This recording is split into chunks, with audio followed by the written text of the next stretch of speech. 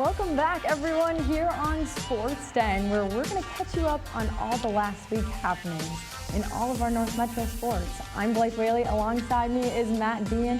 And you guys, it is that thrilling time of year, Matt, where our team's in playoffs and looking for some wins.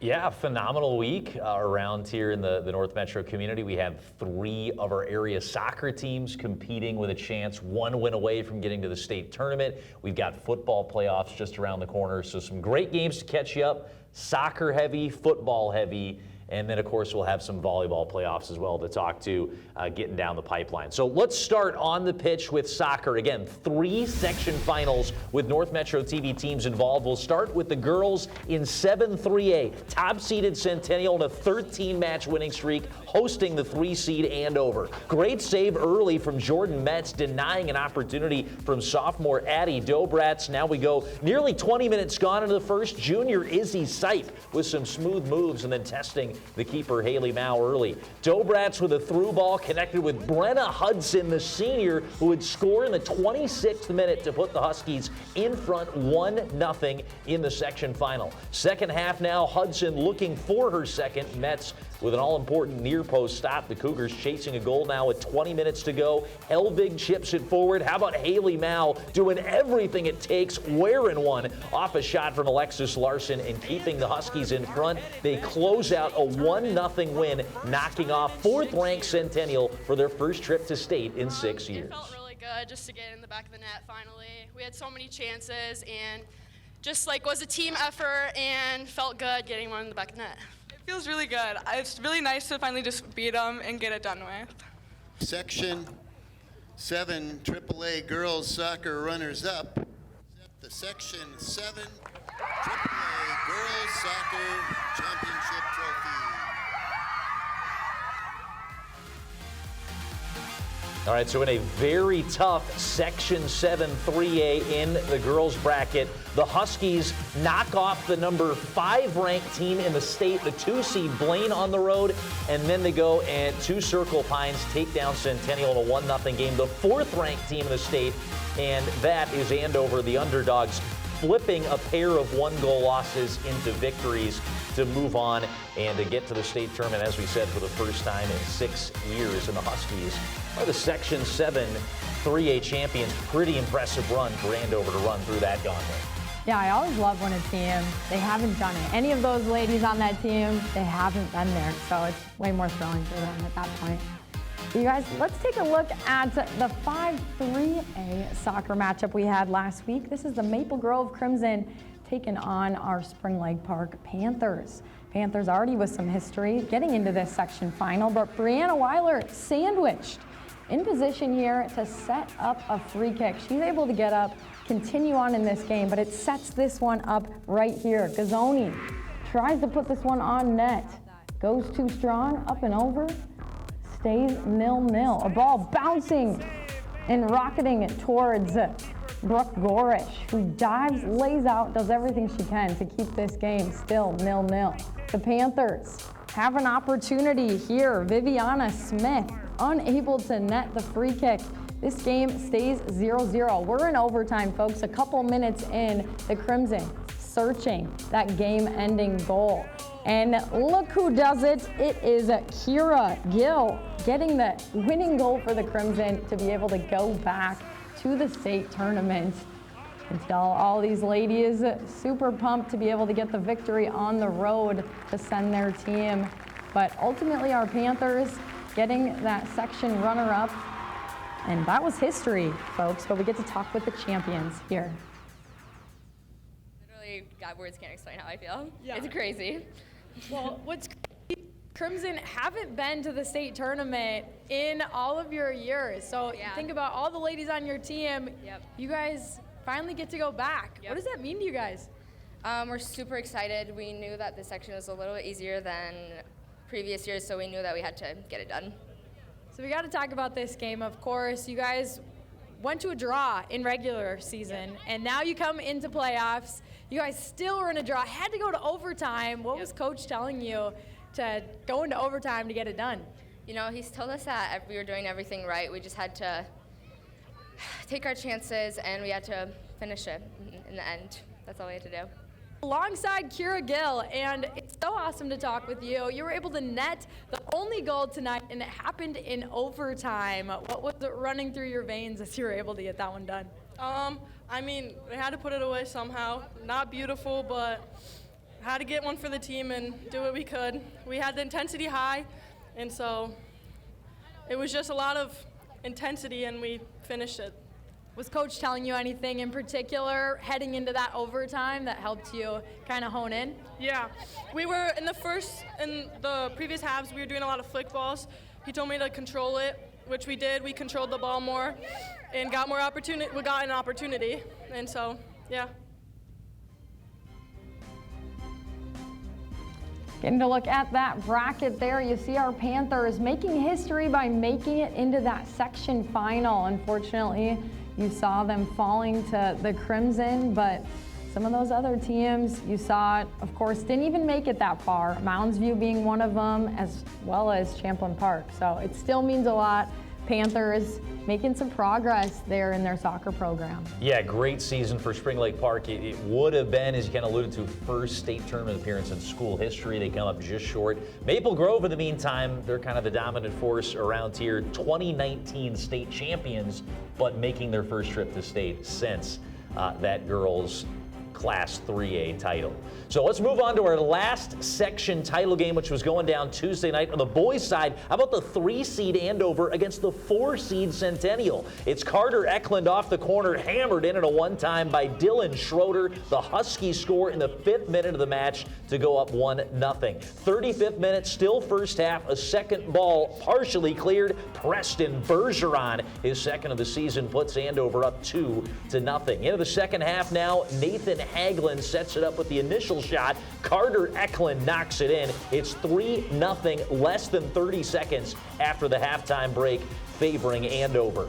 Cougars scrambling for some answers just over a minute later. How about this finish? Brady Patrick with a chip shot, a beauty, gets one back for Centennial, and it's 3-1. Cougars had an immediate answer. Andover would punch right back as Clement Matumba drew contact from the Centennial defender Noah Marquardt. A penalty was awarded, and Eklund buries his second of the game, this time from the spot to go up 4-1. 3 goals all in the first 3 minutes of the half. Centennial would pick one back off the set piece. Marquardt with the finish made it 4-2. We had 37 seconds left to go. Andover with a 2-goal lead. Caden Hansen across to Collison Okoye to finish it off and add an exclamation point. The Huskies going to state with a 5-2 win. So we take a look at the Section 7 3A bracket. The Huskies, who were at one point 4-7, mired in a 7-game losing streak in September, they stay red hot. They've won 6 in a row since and are on their way to the state tournament. It's going to be a chaotic boys Class 3A tournament.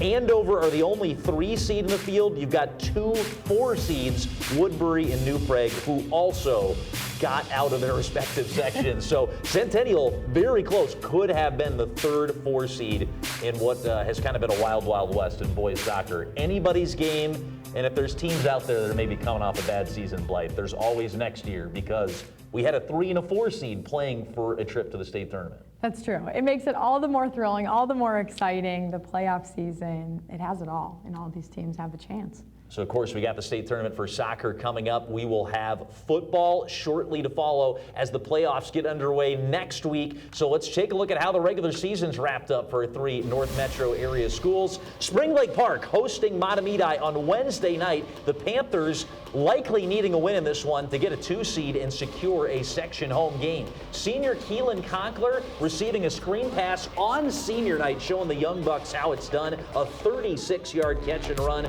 forced out of bounds. The Panthers just shy of the red zone. They finish off the drive. Anders Holland, a 3-yard run, capping a 10-play, 74-yard scoring drive. It took 5.5 minutes off the clock and put the Panthers up 7-0. Matamidi gets the ball. They get to work. They hand it off for a 5th straight play to senior tailback Alec Mahoney, a 42-yard score, and it's tied up at 7-7.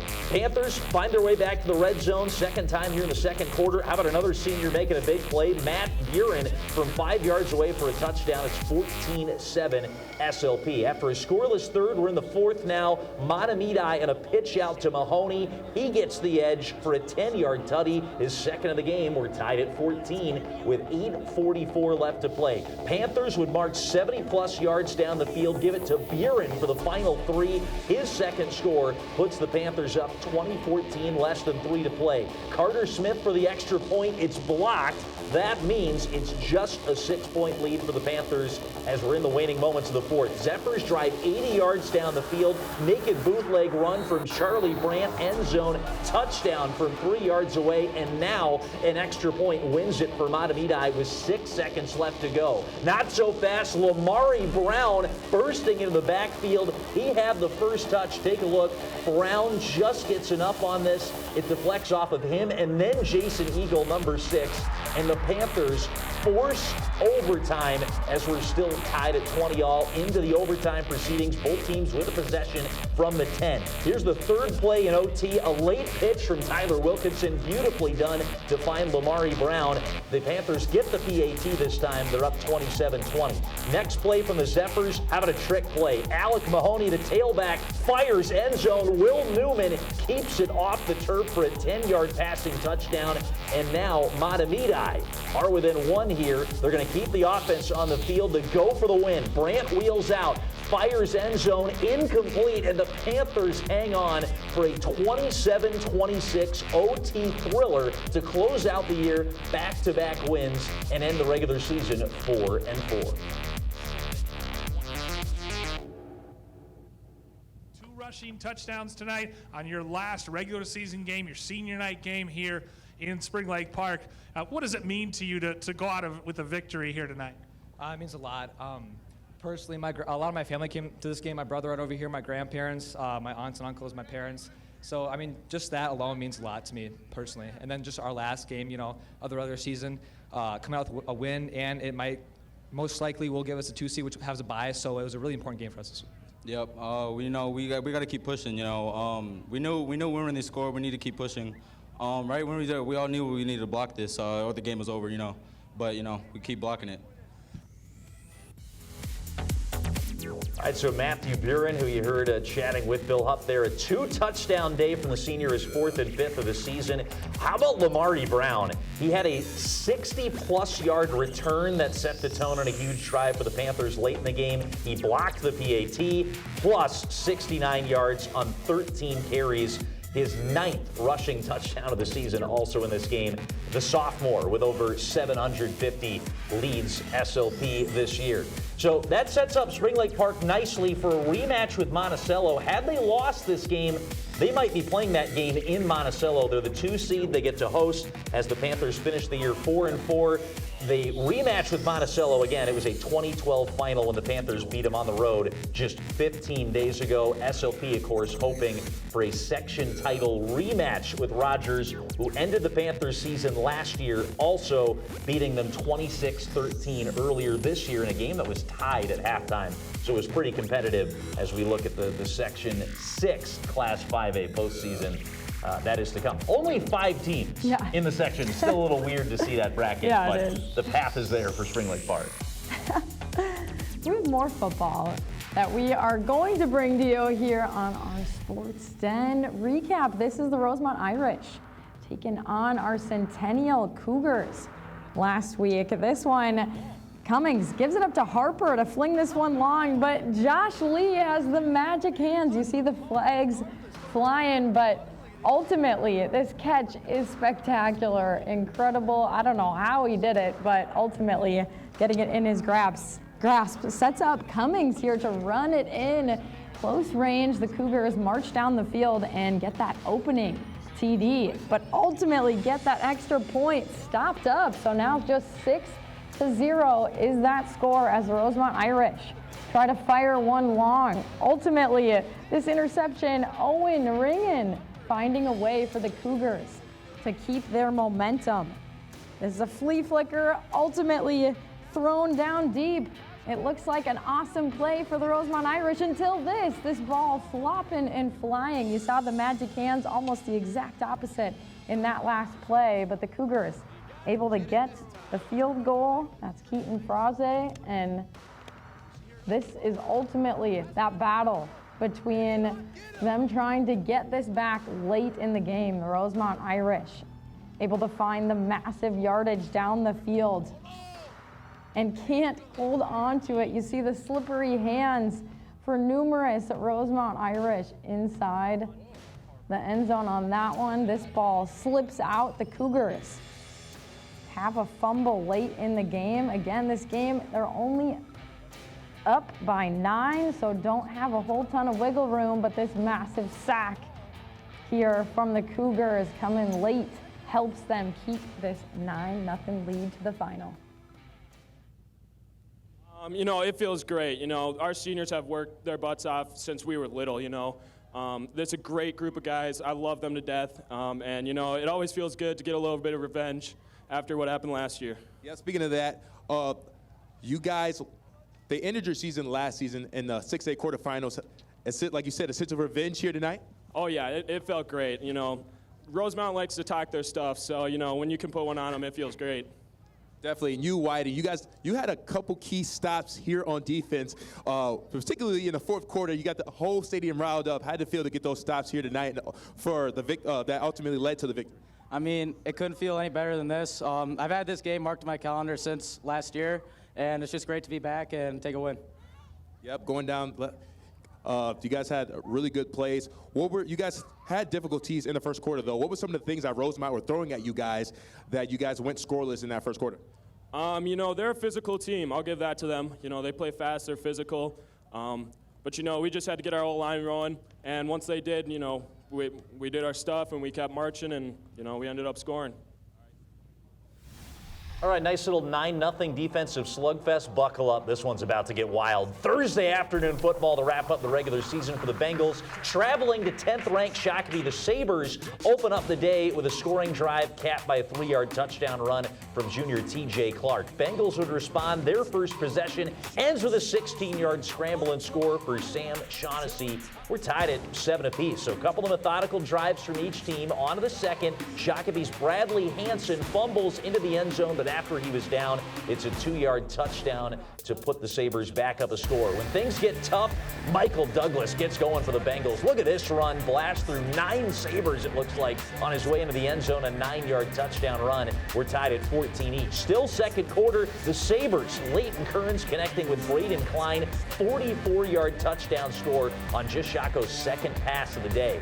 Douglas with some hand fighting here. Look at this catch, wrestles it away on the 50-50 ball. Give me that, and we're tied up at 21-all headed to halftime. Blaine comes out with the football to start the third quarter. Shaughnessy, his second touchdown of the day. A 4-yard score gives the Bengals their first lead. With a minute left in the third, the Sabers out of the triple option. Zach Doctor, the doctor, is in. A house call from 31 yards out. We're tied at 28-all. On the fourth, Douglas between the tackles from 8 yards away, his third score. Shaco would respond with another big play. Doctor again, this time at a 67-yard end around to make it 35 Blaine, 35 Shakopee. We're not done yet. Blaine, on their very next drive, go 80 yards down the field. Douglas on a 1-yard score, his third rushing touchdown and 4th overall of the day. Shaco gets it back, 4th and 3 to go inside Bengal territory. Kearns is thinking more ambitiously.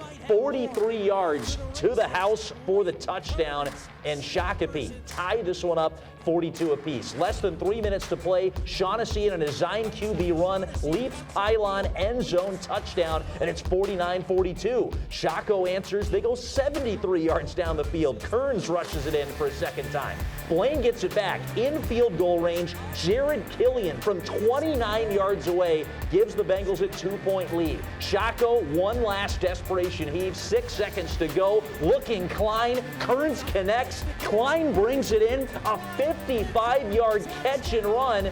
No Minneapolis miracle, it's a Shakopee stunner as the Sabers win it 56-52 in a wild one over the Bengals to close the regular season. So man, A lot to take in here on this full page. We have 108 total points, 1,068 yards of total offense.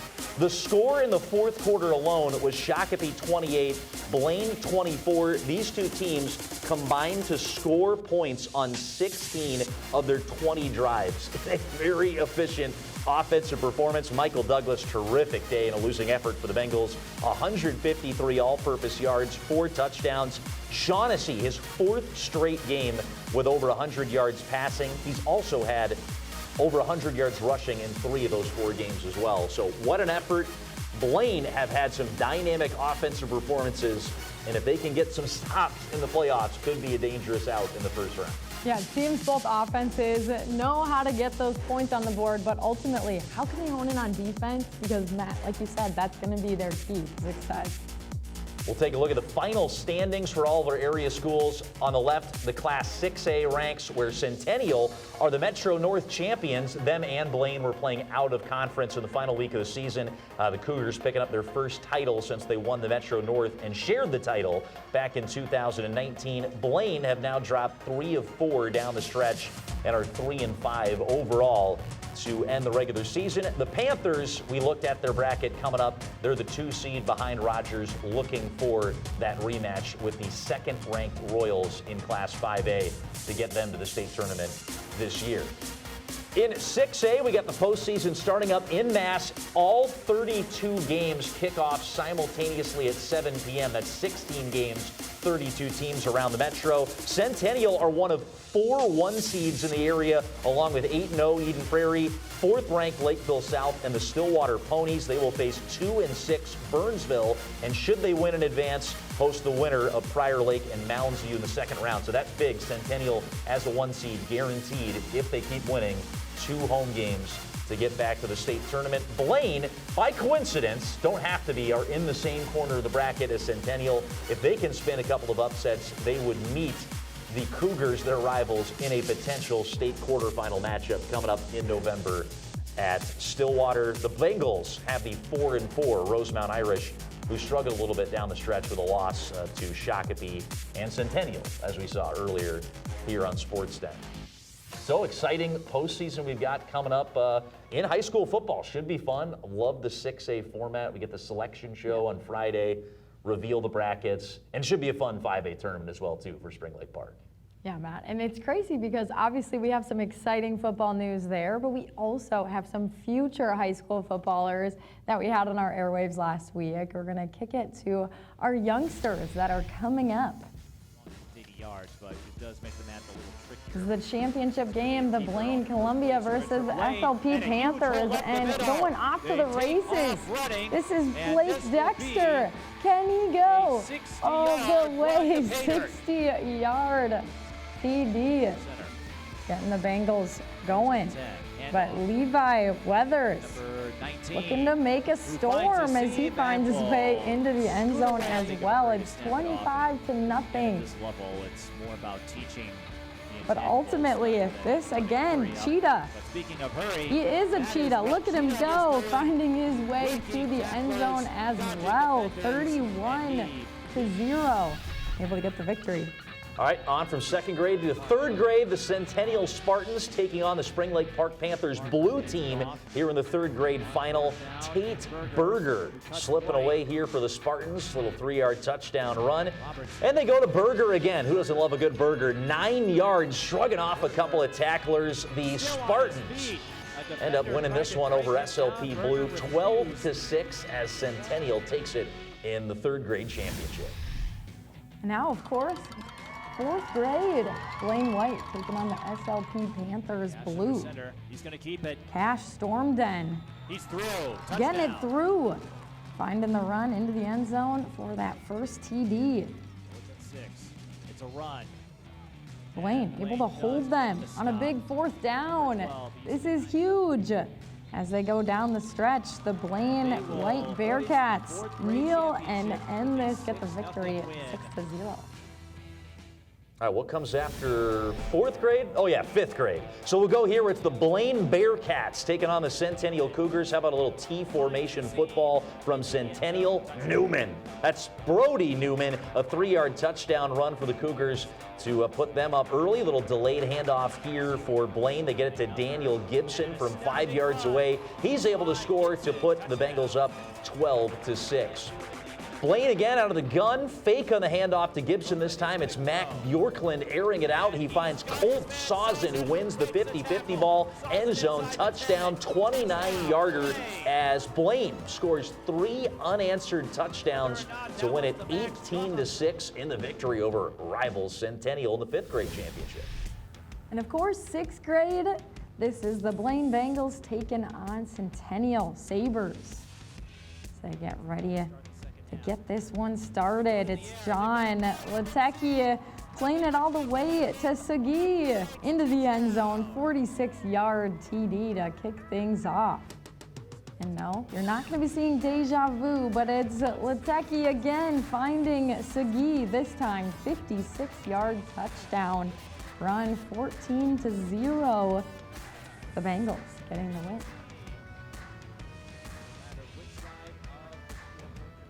All right, that's going to just about do it for today's show. A lot of football, a lot of soccer. We'll have football playoffs to talk about next week.